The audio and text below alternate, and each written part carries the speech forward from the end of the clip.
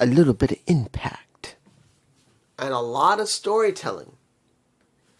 Guys, we got a lot of storytelling. Now, is it great storytelling? Some of it is questionable, but we got a lot of storytelling on Impact. And I can tell you, compared to WWE, where they have so few stories, and with a lot of controversy going on right now, particularly that there was a new one released about that TKO possibly did not want WWE to start doing anything creepy or horror stuff. That is a possibility that the Wyatt 6 has been released, and The Undertaker is not being seen as the dead man but the American badass. Not saying that's true. I'm not. That's a possibility. Like I said, no one wanted to hear it. Not saying anybody said no, but like I said, when they're in the mood, they will interject themselves into stories or into any situation of wrestling. And I do believe this is me. I have no proof. I got nothing to back it. But I don't believe this came from Ari Emanuel, if it's true. I don't believe this came from Ari Emanuel. I don't believe this came from Nick Khan. I don't believe none of that. You know where it came from? What did I say? I'll leave a connection below. I am going to put it there. Silver Lake Global. There's shareholders who own it, because Solomonster again is not mentioning Silver Lake. Solomonster, JD, Alex, they don't see or even realize that Silver Lake owns WWE, UFC, TKO, Endeavor, and Ari doesn't own the company. Look at the connection below where it shows Silver Lake has acquisitioned Endeavor. Like I said, Ari doesn't own it. The shareholders can tell him what to do that are from Silver Lake. If it's true. If it is true. They don't want to see any horror stuff in the product. Watch. If I am right, if it's true, that's from Silver Lake. That's not from Ari. Ari doesn't give a fuck. Nick Khan doesn't give a fuck. The only people who would give a fuck are people who do not understand pro wrestling. That is the owners of Silver Lake Global. Let's move on. Opening. Vincent versus Jeff Hardy. Now this is to build up the final match these guys are going to eventually have. Because it's not happening now. I believe it may happen this Slammiversary. Because Vincent did not win the match. Jeff was losing, but then when the lights went out, came back on, you see broken Matt Hardy, the broken, brilliant, the crazy one, the deletion of the lights out, lights turn back on, instead of Vincent being on the top turnbuckle going, oh my God. I don't know if I got a shot of it. It's been in my face, or it was in my face, or is my face. I don't know where it's going to be in my face. It's in my ugly face. But he got his butt clean. He's on the floor. He gets a swanton. He's done. And then, I believe it was a swanton. Yeah. And he's done. It's over. And you see Dutch taking Vincent away. And he just seems excited. Moving on, the International Championship. Which I was interested in seeing how they're going to do this. It's not the fact the match was going to be bad, because Ali versus Adam Brooks was good. It was not a bad match. It was a good, hard-hitting International Championship match. It's about how they're going to keep doing this. The open challenges are not going to be the same like it was on Raw or SmackDown or Dynamite or Collision. If they do the same thing as they did when it came to Adam Brooks, I will love it. Because this is different. We're still having open challenges, but then he's picking people from somewhere internationally to make it more interesting. Instead of doing the same old thing, he just lets someone come out and just do it. He's showing the country and they're being picked. I know it's not perfect, but at least it's different. Instead of people just standing out there waiting, I'm doing an open challenge, come on out and challenge me. I don't want it. I'm sick of it. I hate eliminator matches. I hate open challenges. They've been done to nauseum. They're still being done. They're still being done. But I will say that this open challenge for the International Championship, the way Ali and the creative team in TNA is doing it, is at least different. I'll take it. Next, 6-woman tag.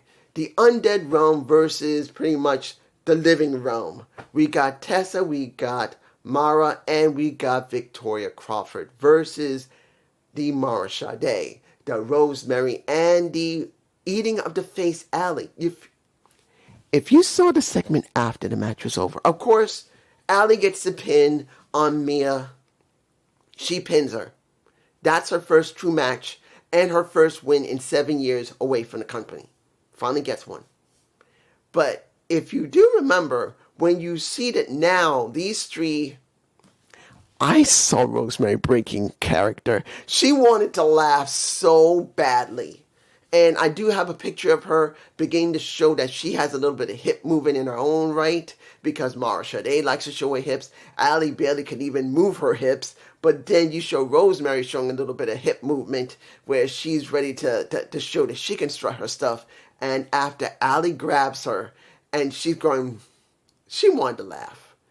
It is obvious that if you guys remember what I said about Victoria Crawford and Tessa Blanchard, where it looks like they may be real friends. I have no proof. As far as I know, I haven't really checked if they're really friends in real life. I truly believe they might be friends in real life. I truly believe that. Because when you saw them come out, they literally were having fun. It wasn't about keeping in character. This wasn't about keeping in character. Yes, they're friends that were supposed to be friends in the ring. But when you see their attitude, they were having fun.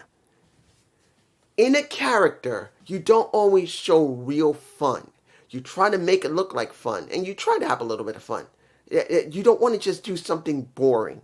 But when it came to Victoria and Tessa, they legitimately looked like they were having a blast. And this segment, you could see Rosemary broke character, and next to her doing the movement, of course, I can't do it with my badly messed up hip, and I'm not pointing down, I'm not Elvis, I don't have my pelvic thrust as good.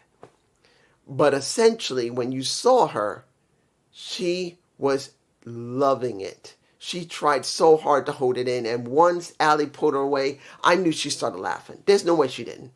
She tried to be professional, but she broke into laughter, I'm sure, afterward. Next, you have Mr. Elegance versus the Hometown Man. Let me give it to you like this. Mr. Elegance, he's a goof. A well-built, I got no muscle. You can see I have nothing. There's nothing there. But the guy is cut like a Greek god. Guy had to bust his ass to look like that. And he's got 3 women, including one woman sliding down the ramp because of the oil on his body. And that was a little bit of Ash herself. This was getting Mr. Elegance over. That's as simple as that. Being in Syracuse, not the situation. Not the problem here. People were cheering, and let's make this clear. He's in my face. The Hometown Man is so over. He reminds me of R-Truth. When R-Truth was over with Mr. Little Jimmy, if you remember back in 2011 and to 12, where he was just doing Little Jimmy, and he was so over. The Hometown Man gimmick worked.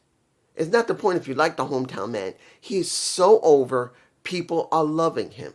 Except for one person, if he's even watching this episode. The one that cares so much about Mr. Johnny Swinger. If you see this video, you leave me a comment below. I'm going to say, stop it. Start watching TNA. Let Johnny go. Because it's silly that you come back every 6 months looking for him and he doesn't come back. If he was back, he'd be back now. It was a one-time thing. Stop it. You like TNA. If you didn't, you wouldn't keep coming back to see me. Because there's a guy who loves Johnny Swinger. Stefan, you know who you are. Stop. If you're watching my video, Stop it. You like TNA. That's why you keep coming to me. I'm not the greatest reviewer on the planet, but at least I'm an honest one. Watch it. You'll like it. It's not 100% trash without him there. Stop it. It's not meant to be mean to you. Just stop. If you leave me a comment, I'm going to tell you, watch TNA. Stop it. I'm going to say it. Moving on. When you see the final match of the night, Elijah versus a Kaz.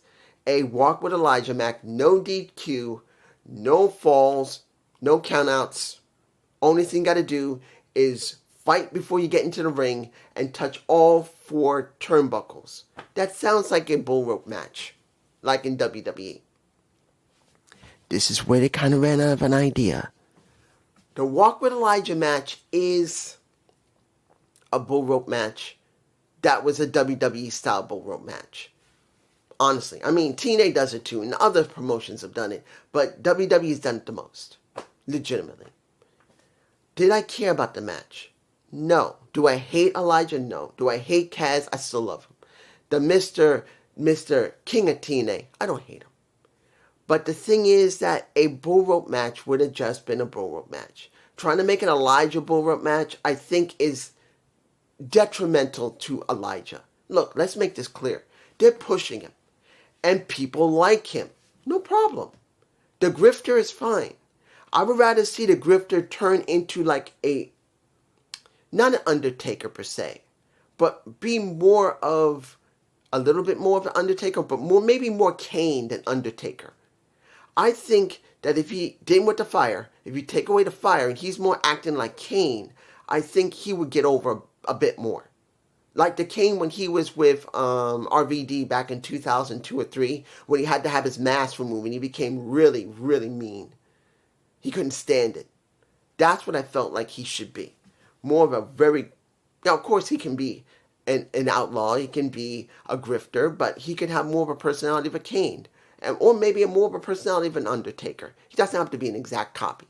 That's just me. But Elijah won, hitting Kaz over the head with a guitar.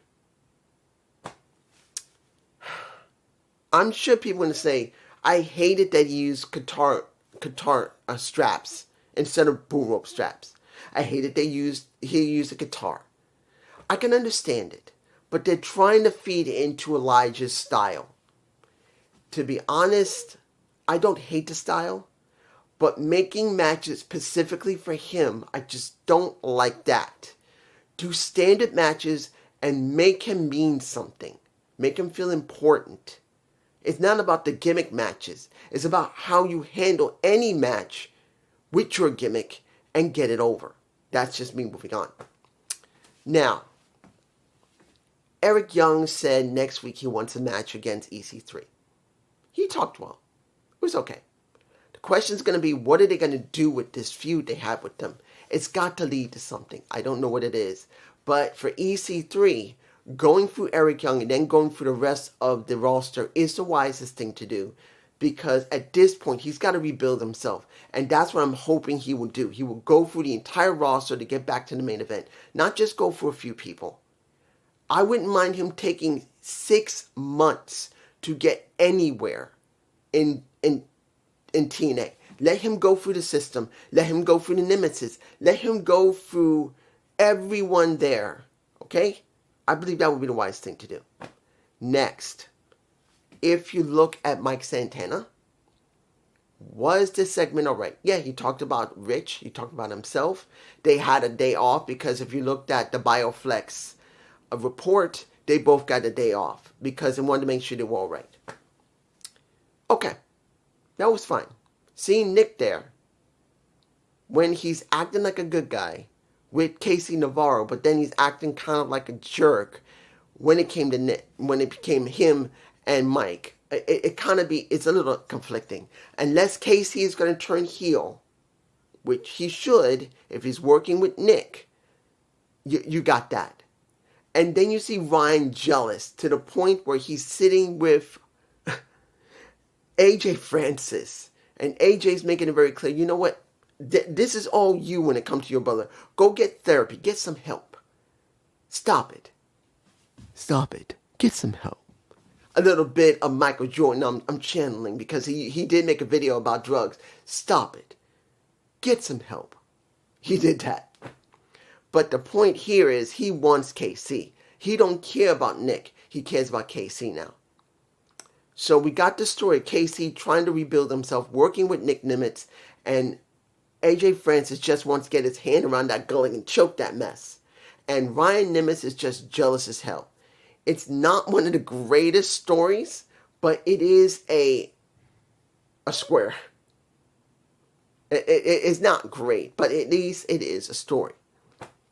Next, let me give it to you like this.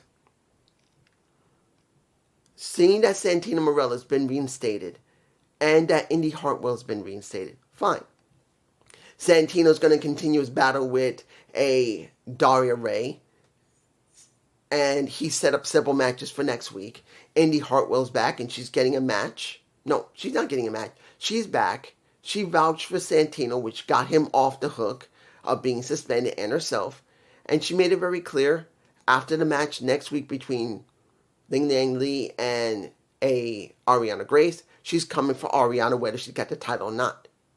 Which is alright. There's a story with there. She wants to get back at her because she made her suspend. She got her suspended.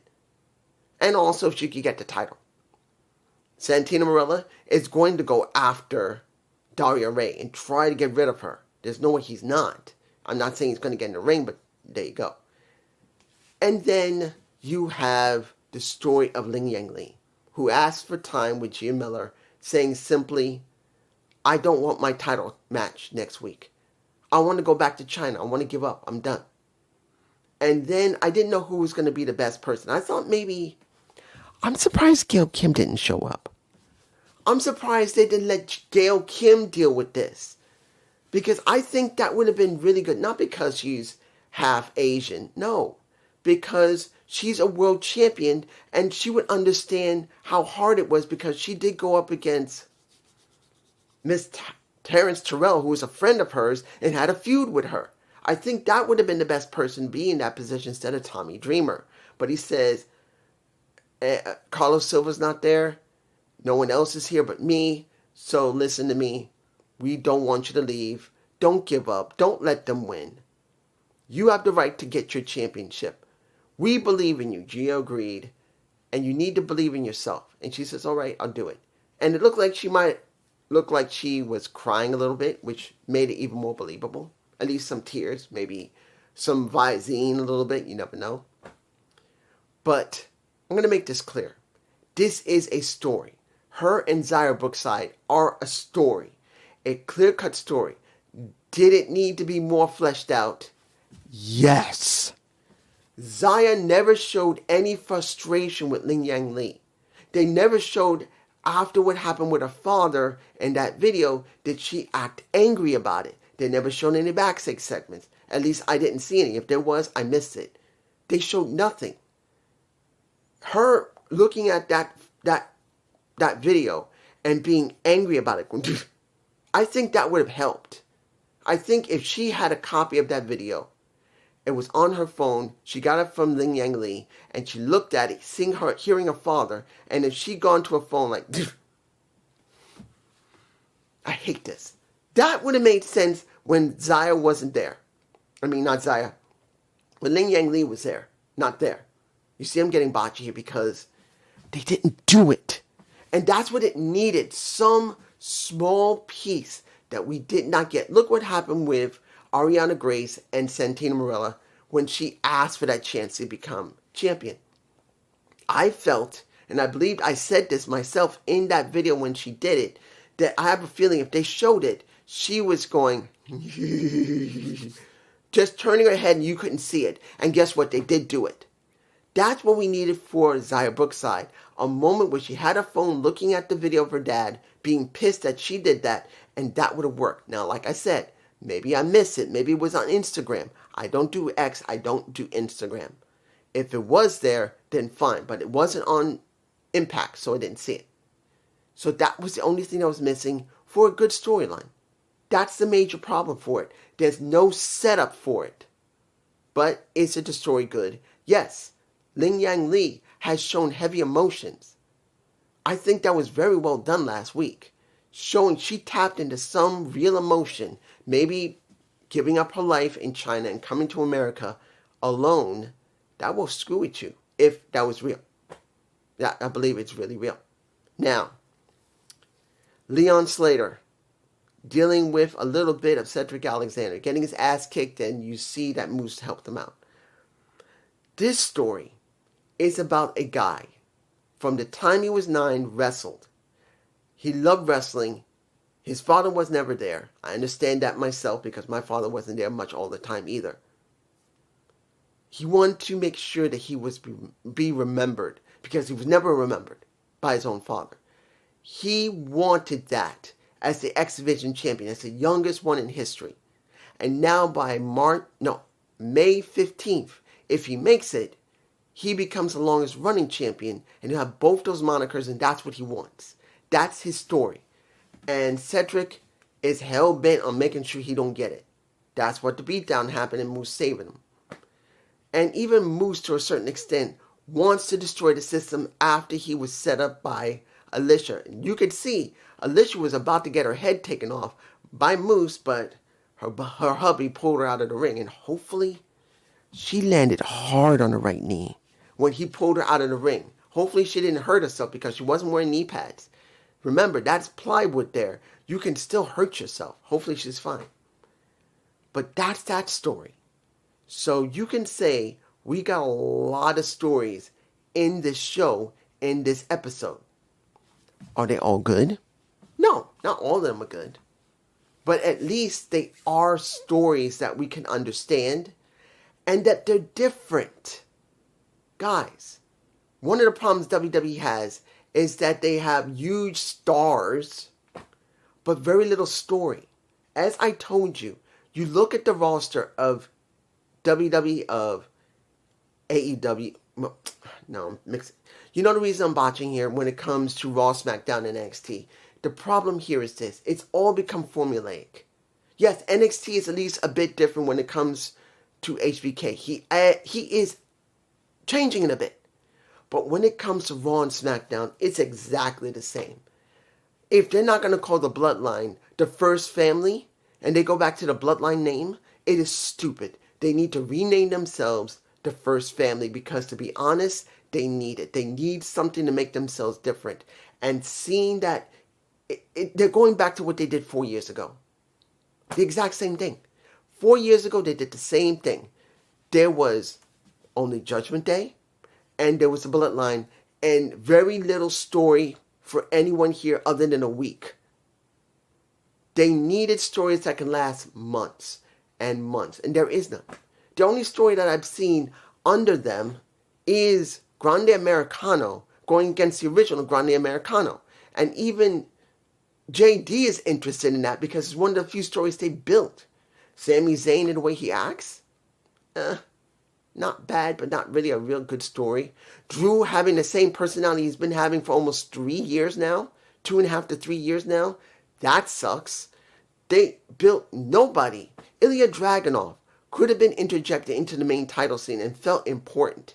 He's that physical, and he may not be one of the greatest talkers, but at least they would do something. They're not doing that. All those people, Carmelo Hayes, they're not doing. Trick, yeah, he is now U.S. champ, but will they continue it without Little Yachty? They can't do it without Little Yachty. They can't make him feel important without Little Yachty. If Little Yachty's finished, and I hope he is, I'll be glad because Trick never needed him. If this is interjecting a celebrity into it because they just want to put a celebrity there, this is bullshit. But it's just me. Peace.